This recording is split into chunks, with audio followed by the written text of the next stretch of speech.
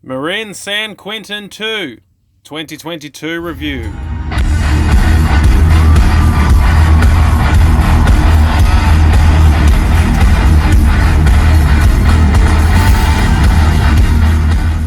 The short version is, the bike's fine. Yeah, get one. Now, I did buy the Marin San Quentin, and its competitor for me was the Wrigley Marley 2.0. It's about the exact same spec, exact same geo. The Wrigley's a little bit cheaper, but it doesn't have a dropper post, so it evens out. I bought the one which was in stock first, and the Marin won by only 20 minutes.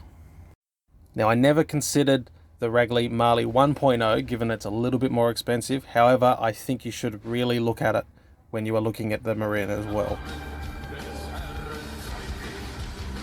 27.5, 130, 180s, 65, 150, everything else you can just find online.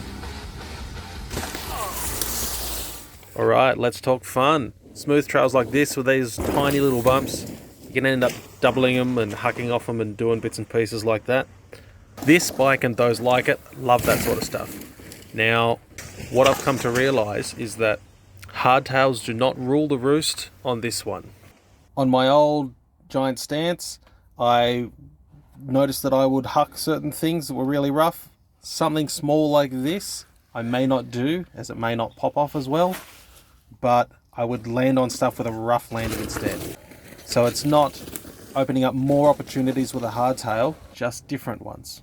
Compared to my old bike, this thing is long, slack, low, so I like pitting it. It's very fun, handles it very well. Apart from going smooth and fast, slow and chunky like this, it also does really well. Yeah, it's fun. Shocking to no one, hardtails are rough, and I found that this is most emphasized at speed. So therefore it is smaller bumps, medium-sized bumps, that really get the thing vibrating, rather than the big bumps that you slow down for anyway. When I bought this bike, I thought that I might go out and do some gravel rides, which I have been doing and loving it. General exploring on the old forestry roads. Now, I've decided that normally the roughness shows up there when you're pinning down these old forestry roads, rather than the trail, which is either smoother or slower. Obviously, it's quite pedal efficient being a hardtail, but at the same time, the tyres are heavier than if you had smaller tyres, and you may have smaller tyres on a dual suspension, because you don't really need to get rid of those small bumps because the suspension's doing it for you. So it's a bit of a give-take there. Alloy hardtail on 2.6 tyres is standard, clearly climbs pretty well.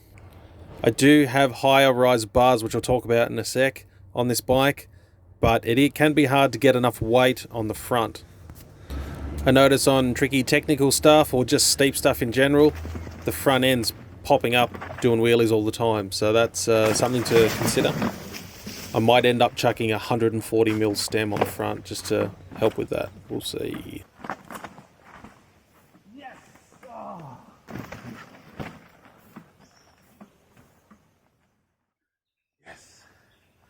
I've really taken to the climbing, either long gravel climbs or short technical stuff. Been really enjoying it. To be honest, I'm getting really good. I'm a bit of a beast. I'll start with stuff that I've had to replace. The handlebars, I don't know why or how, but I bent them somewhere. So I ended up getting 50mm risers instead of the standard 29. This brings the stack height equivalent to its competitors, such as the Wrigley. I also busted a hub. The damn free hub broke, so now I've got a DeBomb UFO hub. Thank you, MTB Direct.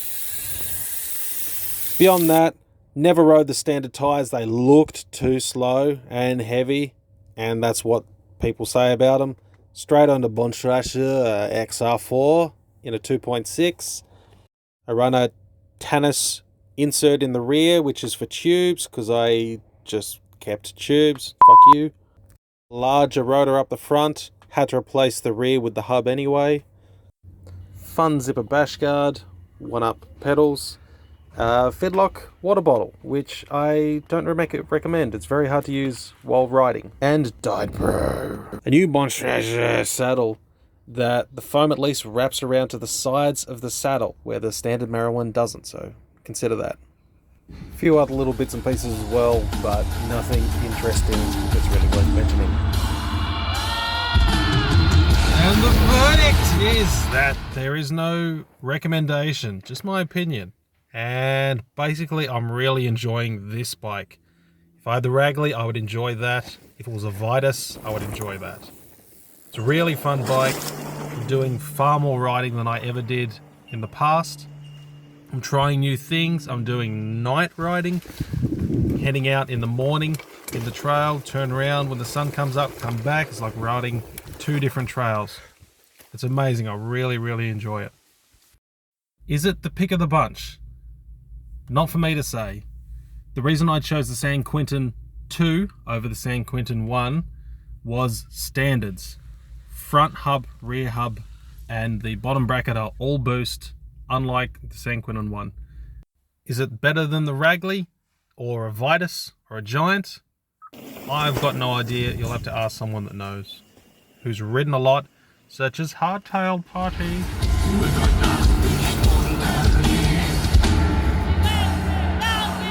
I said no recommendations, but here are some. Hardtail Party YouTube channel. Look at it. Guy rides heaps of hardtails. He knows his shit. 99spokes.com. You can choose and select different bikes, compare geo and specs and price, etc. Perfect. That's how I knew that the Wraggley was so close to the Marin. Marin? Marin. The Fidlock bottle has not come out despite my crashes and rough riding. However, you can't really use it while riding, FYI.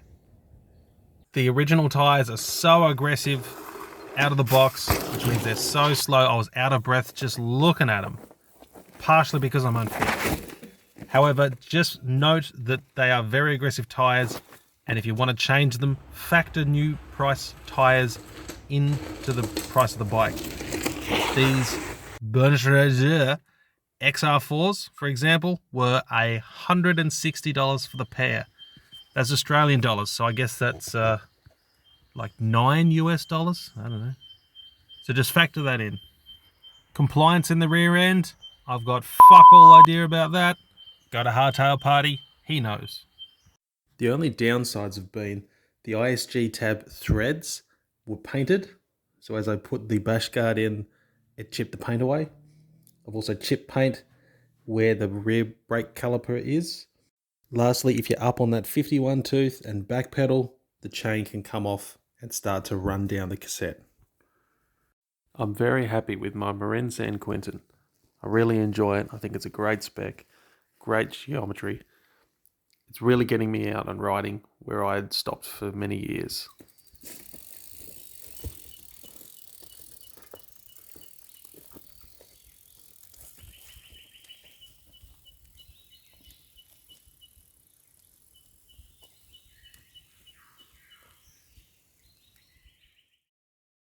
If you like looking at this bike, seeing clips, seeing pictures, then go to my Instagram, idiot.on.bike.